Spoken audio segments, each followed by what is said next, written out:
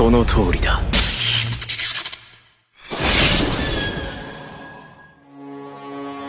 ¿Sabes lo que es el lore? Claro que sí, pero por si acaso, se trata de toda la información que existe sobre un mundo ficticio, más allá de lo que se muestra directamente en la narrativa principal. Es el iceberg invisible que da profundidad y coherencia al universo, haciendo que se sienta vivo y con historia propia. Sin temor a equivocarme, Lord of Mysteries es excelso en este aspecto, pero solo puede ser apreciado en las novelas en su totalidad. Todo está minuciosamente escrito y conectado, y podrías pensar que es abrumador, pero en realidad, cuando comienzas a leerlas, te percatas de que no abruma. Es cuestión simplemente de aterrizar tus pies sobre un par de conceptos y como lector ya irás tirando del hilo. El donghua tiene una animación impresionante, pero se deja muchas cosas fuera. A partir de ahora me enfocaré únicamente en lo que se dejó fuera, con objetivo de agilizar más estos videos. Te prometo que los detalles que profundizaré le darán gran profundidad a esos episodios que has visto. He estado releyendo las novelas como un loco solo para ti. Para comenzar, ¿recuerdas que hablé de las memorias de Klein Moretti en el video anterior? La novela luego lo matiza. Presumiblemente debido al agujero del proyectil, las memorias de Klein han sido parcialmente destruidas. Pequeños trozos faltan, partes significativas de lo que Cho Min-grui obtiene a través de esos recuerdos no están. En sus palabras, carecían de una contigüidad espacio-temporal. Era un desorden de fragmentos regados sobre el suelo de su materia gris. El hecho de que no supiera por qué Klein se desconectó del servidor de la vida era simplemente un recuerdo destruido. Y Cho dice algo interesante aquí. Si él volviese a la universidad, sería incapaz de graduarse ahora, porque hay grandes lagunas en su saber. Klein Moretti tenía una entrevista de trabajo dentro de 2 días para pujar por un cargo de profesor y, bueno, no sabía qué rayos haría, aunque el ritual podría devolverlo a China, así que lo apartó en un rincón de su mente de momento. En cuanto a los sentimientos hacia sus hermanos, pues el propio Cho se encontró pensando que realmente sentía un gran afecto por Melissa Moretti cuando la vio por primera vez. En esta escena donde entra al cuarto, él sintió que era su hermana, aunque Cho nunca había tenido hermanos, esto debido a las memorias de Klein. Por tanto, Cho no puede evitar amar a su familia igual que Klein lo haría. Aquí nuevas memorias de Klein resurgen y el protagonista recuerda que Melissa pasó sus exámenes de ingreso para la escuela técnica de Tingen en julio del año pasado.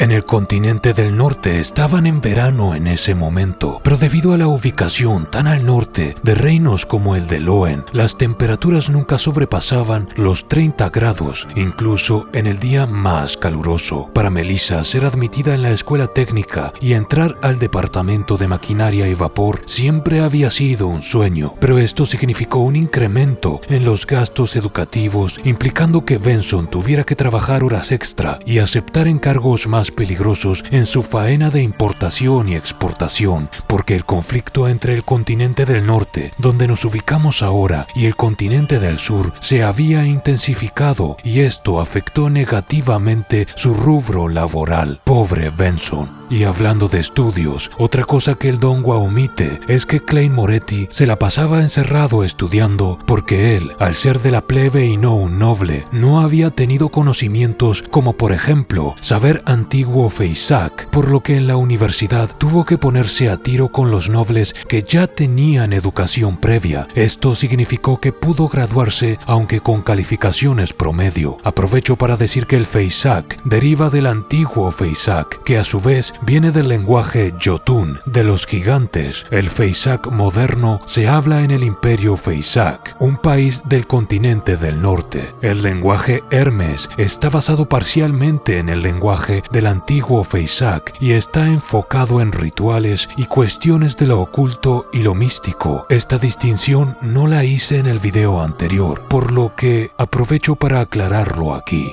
Continuando, ¿qué tiene de especial este reloj de bolsillo? Pues es la última de las pertenencias del padre de los Moretti antes de que su vida fuera reclamada en servicio de su país, cosa que ya mencioné en otro video. Por eso, este reloj tiene un significado importante para Klein. Él mismo solía averiarse hasta que Melissa lo arregló de manera casi definitiva y se enorgullece de eso. Por esta razón se enojó cuando Klein, en su incompetencia, creyó que el reloj se había roto de nuevo. Y hablando de objetos especiales, el bonito sombrero que Melissa siempre se coloca antes de salir de casa es también una de las últimas pertenencias dejadas atrás por sus padres, más particularmente por su madre. Según la novela, él mismo mostraba claros signos de desgaste, pero para ella era especial. Además, el bolso que ella usa para cargar con sus libros lo cosió ella misma. A la pobre Melissa le tomaba unos 50 minutos de caminata el ir desde aquel desvencijado apartamento hasta la escuela técnica de Tingen. Ella podía tomarse uno de los carruajes públicos que pasaban, pero alegaba que era un gasto innecesario. Por tanto, la hermanita de los Moretti tenía 2 horas de viaje a pie por día, solo para estudiar. Dentro del lore que se nos da está el hecho de que el calendario de ese mundo está dividido entre 365 y 366 días según el año, debido a un origen del estudio astronómico semejante al nuestro. Además, las semanas están divididas en 7 días en función de los 7 dioses ortodoxos, los cuales son diosa de la noche eterna, Evernight Goddess, señor de las tormentas, Lord of Storms, madre tierra, Earth Mother, dios del combate, God of Combat, dios del conocimiento y la sabiduría, God of Knowledge and Wisdom, dios del sol abrasador eterno, Eternal Blazing Sun, dios del vapor y la maquinaria, God of Steam and Machinery. Y este dato le hizo cuestionar a Cho Mingrui si acaso esa realidad no era tan diferente de nuestro mundo debido a la contigüidad de aspectos semejantes. En cuanto al sistema monetario, básicamente tenemos, por orden de valor de menor a mayor, la moneda de cobre, luego el soli, el cual es un billete que equivale a 12 monedas de cobre, y por último, la libra de oro, la cual también es un billete y equivale a 20 soli, o a 240 monedas de cobre. Las denominaciones de los billetes son de 1, de 5 y de 10.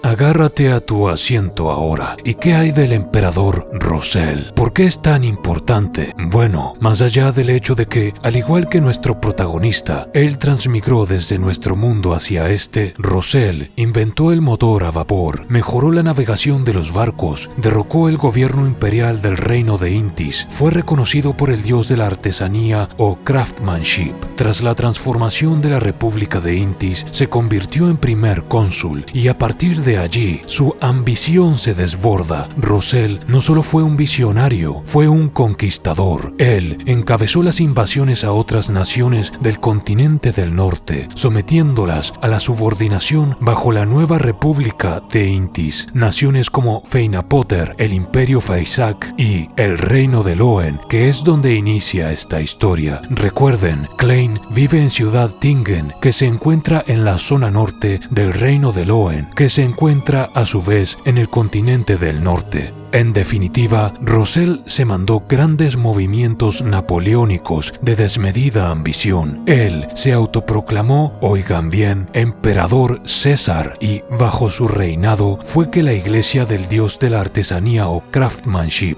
se convirtió en lo que hoy se conoce como la iglesia del dios del vapor y la máquina. Y aunque ya profundicé en este video de aquí al respecto, él creó las cartas del tarot, pero no solo eso, sino que introdujo el concepto de juegos de naipes, creando análogos al póker de nuestro mundo, por ejemplo. Todas estas cosas que hizo el emperador Rosell sucedieron unos 170 años atrás aproximadamente. Es más, él inició la era del colonialismo, descubriendo rutas marítimas que llevaban al continente del sur a través de peligrosos mares y tormentas. En fin, que Rosell no era ningún santo y definitivamente lo que hizo volvió para morderle el trasero de viejo, ya que en el ocaso de su vida, ya más anciano y vulnerable, fue asesinado a traición. Murió en el año 1198 de la Quinta Época, es decir, esta época. Este fue el obrar de fuerzas combinadas como las de la Iglesia del Sol Abrasador Eterno o Church of the Eternal Blazing Sun y la ex familia real de Intis, a quienes Rosell, les recuerdo, despojó del poder para formar su república y ser emperador César. Dicha familia se llamaba la familia Sauron, así es. Y sí, fue un acto de venganza de su parte. También hubieron otros aristócratas involucrados que querían verle muerto. Se imaginarán que el emperador Rosell había cultivado muchos enemigos políticos, pero así es este juego, el de la espada de Damocles sobre tu cabeza. Su último respiro lo exhaló en el palacio White Maple. Todo este lore se incluye en los capítulos que adapta el primer episodio del anime, o Donghua. Yo trato de que sea lo más entendible posible, por eso repito algunos datos. Por ejemplo, su muerte sucedió en el 1198 de la Quinta Época, y nosotros nos situamos en el año 1349. Klein tiene 22 años y nació en el 1327. Esto lo hago adrede para que se ubiquen mucho más cómodamente en la historia.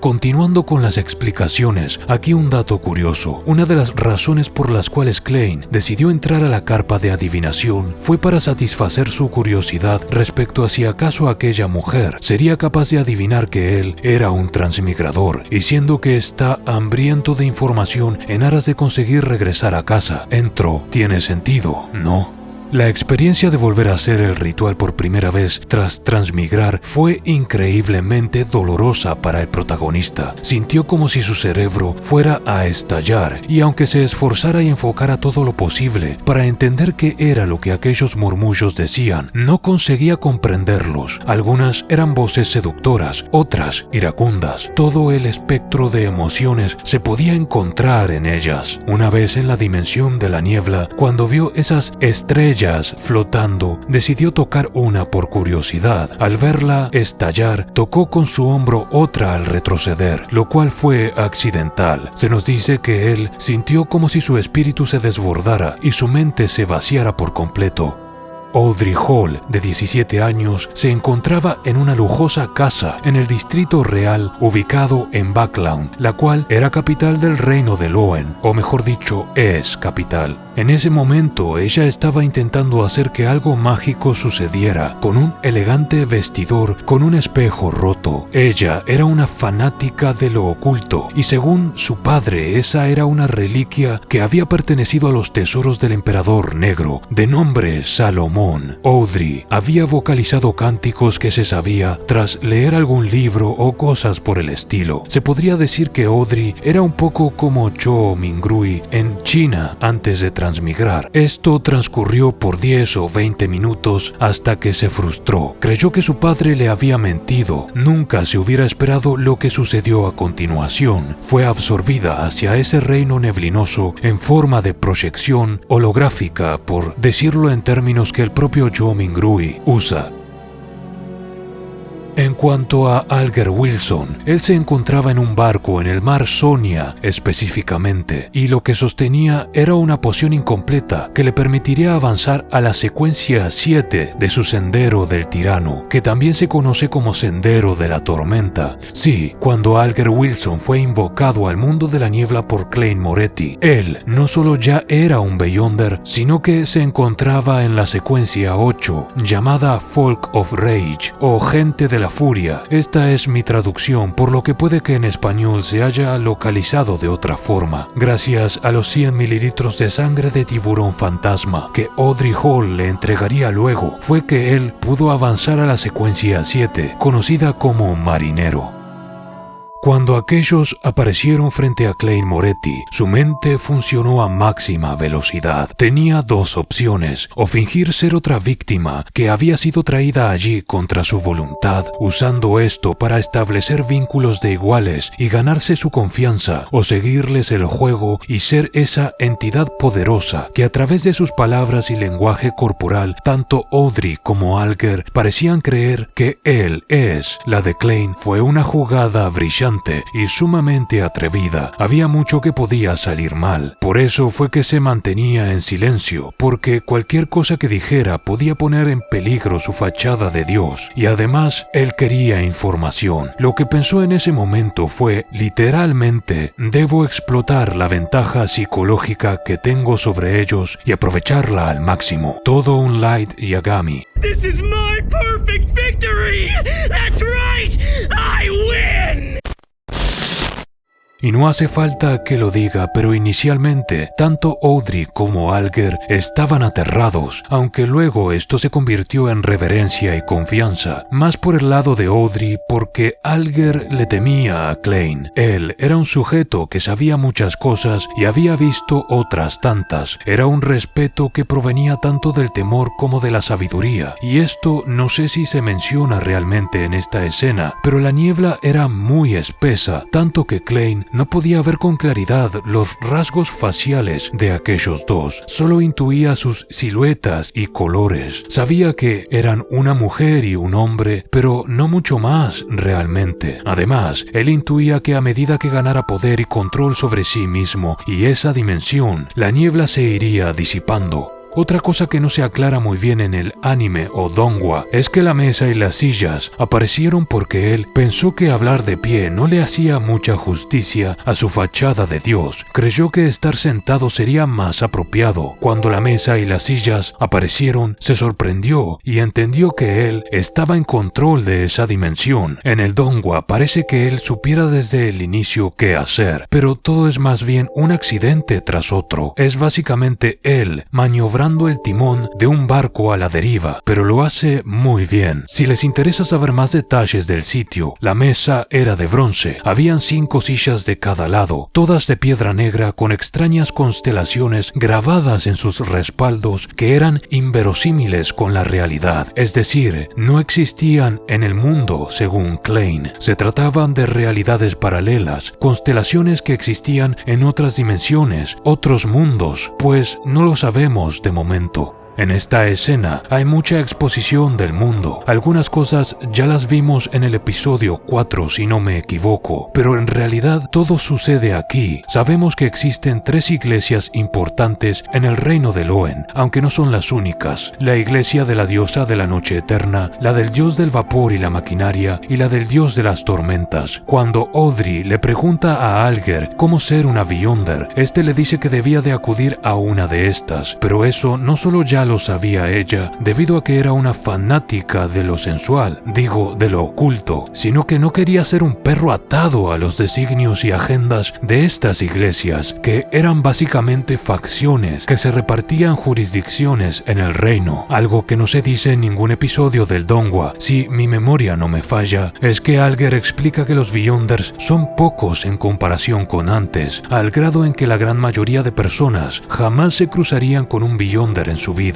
Al principio de la era de hierro, es decir, de la quinta época, habían muchos más. Era algo así como la edad de oro de los Beyonders. Reitero, la quinta época comenzó hace 1349 años. Hoy en día, sin embargo, son agentes muy misteriosos que ocupan cargos en cortes, en tribunales, en agencias de ejecución, que este último ejemplo vendría a ser de agrupaciones como los Nighthawks, a los que Klein se termina uniendo luego, y que suelen estar al servicio de sus respectivas iglesias. En este caso, los Nighthawks pertenecen a la iglesia de la diosa de la noche eterna. Audrey dice que eso ya lo sabe, y que también sabe sobre los Mandated Punishers, que es una agrupación que pertenece a la iglesia del dios de las tormentas, y también sabe sobre la Machinery Mind Hive, cuya traducción es mente colmena de la maquinaria, según mis neuronas, y que pertenece a, efectivamente, la iglesia del dios del vapor y la maquinaria. No quiero ser redundante porque si has prestado atención a mis videos, esto ya lo sabes. Por ejemplo, hablo mucho de esto en este video de aquí. Sin embargo, esta es la iglesia que se formó a partir de la del dios de la artesanía bajo el mandato del emperador Rosell, dato que te di al principio de este video. Y estas 3 iglesias tienen escuelas públicas a las cuales los jóvenes van a iniciar su educación tras una reforma que se hizo hace unos años, Melissa siendo uno de estos casos. La razón por la que se reparten el reino de Loen es también para que no haya una dogmatización forzada y que todos puedan elegir estudiar donde quieran o algo así.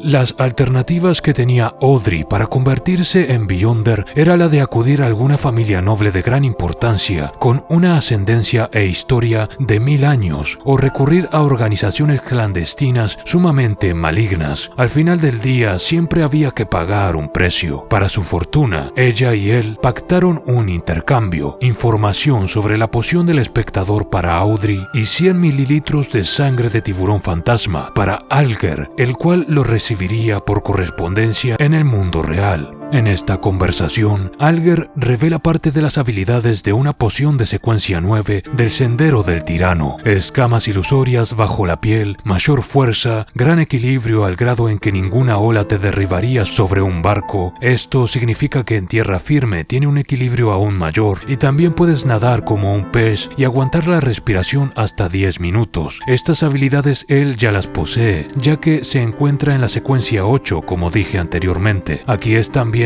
cuando explica la poción de la secuencia 9 del espectador, que lo dijo en el episodio 4 del Donghua, creo. La razón por la que sabían que no se traicionarían en cuanto al pacto fue que estaban pactando bajo la mirada del loco, y en palabras de Alger, ninguno de nosotros dos osaría romper una promesa si tú eres testigo de ella. Audrey Hall es una suerte de miembro fundador de mayor importancia, según mi opinión quiero decir, porque fue ella la que sugirió nuevos encuentros, fue ella la que determinó que usaran nombres basados en los arcanos mayores del tarot, y fue ella quien bautizó aquellas reuniones como el Club del Tarot. Les prometo que el hecho de que sea tremenda waifu no tiene nada que ver. Sí, que Klein se autodenominara el loco dio el puntapié necesario, pero Audrey hizo el resto. No hace falta que explique que él pensó en ese momento en ese nombre porque se acordó de la adivina y la carta que le echó. Para Klein era perfecto, porque reunirse en ese lugar no dejaba rastros en la vida real. Por ejemplo, si un asesinato fuera encargado allí, no habría forma de vincularlos en la vida real. También podían llevar a cabo otro tipo de actividades ilegales. Audrey sugirió los nombres en código por el aura peligrosa de Alger, pero no por Klein, ya que ella asumió que si el loco tenía el poder para invocarlos allí, entonces él ya sabía quién era ella.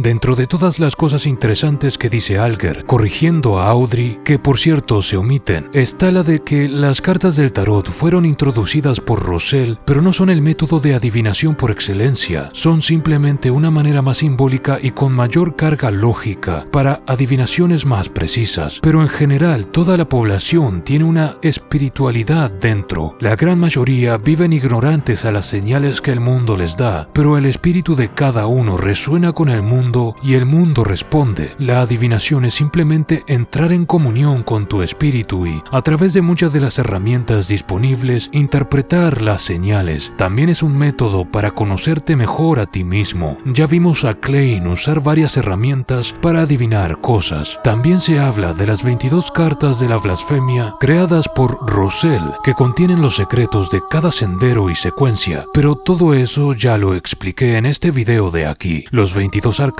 del tarot los creó después de crear las 22 cartas de la blasfemia y se basó en estas últimas para transformarlas en, entre comillas, un juego. Cuando Cho Mingrui se despertó, sentía como si su cabeza se estuviera partiendo en dos. No fue despertado por su hermana. De hecho, Melissa ni siquiera aparece en esta escena. Él sentía como si tuviera las piernas hechas de plomo y le costó caminar hasta el escritorio. Aquí se nos revela en las novelas que Cho, en el cuerpo de Klein, en muchas de las ocasiones en las que habla para sí mismo, lo hace en chino, más específicamente en mandarín, y no en el lenguaje de ese mundo, y esto sí que es imposible saberlo en el Donghua, porque ahí todos hablan chino. Tras aceptar sus circunstancias, él se dijo a sí mismo: desde este momento en adelante, yo soy Klein Moretti. Honestamente hay que tenerlos bien puestos para poder asumir las circunstancias como Cho Mingrui lo hizo, porque yo estaría completamente aterrado. Y no es que él no tenga miedo, porque sí está asustado, pero él actúa, no se paraliza risa. Cuando lo dijo, experimentó una gran congoja, un sentimiento de duelo y tristeza en su corazón para con el hogar y la gente que amaba y que se encontraba en China. Y bien, si creían que eso era mucho, pues no. Hay demasiado contenido que se pierde en el Donghua y tengo un tremendísimo estrés porque me es imposible ponerme al día con los episodios del Donghua y los demás youtubers en el canal sin saltarme un montón de cosas. No sé cómo podré alcanzar al anime. Probablemente no pueda hacerlo a tiempo porque se están fumando 14 capítulos de novela por episodio y este video abarcó hasta el capítulo 8 de las novelas, quiero decir, porque seguimos en el episodio 1. ¿Ustedes qué quieren? ¿Que me salte cosas o que vaya lento pero explicando todo bien? No sé qué clase de recepción tendrá este video. Es algo frustrante porque lleva mucho trabajo. Este es otro disparo en medio de la oscuridad. El último video no tuvo una buena recepción. Por lo pronto lo dejaré aquí porque tengo que ponerme a editar y estoy cansado. Nos vemos en la próxima. Estos videos son posibles por el apoyo de los miembros quienes tienen acceso anticipado los mismos días antes.